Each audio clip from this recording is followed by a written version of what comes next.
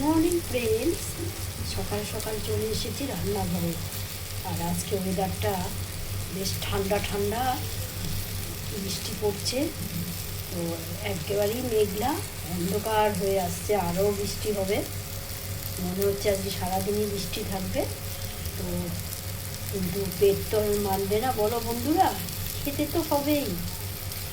তো এখানে আমি কালো জিরা সম্ভার দিয়ে আলু বেগুন দিয়ে ইলিশ মাছ রান্না করছি।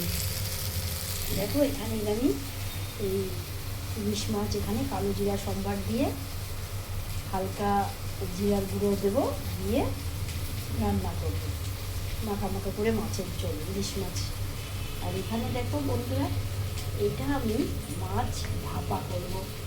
ছোটো মেয়ের বায়না যে ইলিশ মাছ ভাপা খাবো, ইলিশ মাছ ভাপা খাবো।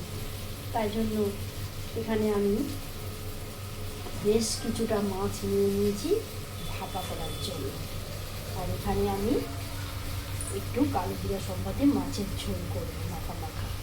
তো এখানে একটু আমি কালো জিরা সম্বাদ দিয়ে বললাম বসিয়েছি, তা একটু কষাচ্ছি, কষিয়ে তারপরে জল দেবো। তো বন্ধুরা, জানোই তো আমার এখন সকালে উঠেই রান্নাঘরে ঢুকতে হয়, কারণ মেয়ে স্কুলে যায়। তো চলো বন্ধুরা, রান্নাটা আগে শেষ করে নিই, তারপরে আমি তোমাদের সাথে আবার গল্প করব। তো চলো, টাটা, বাই বাই।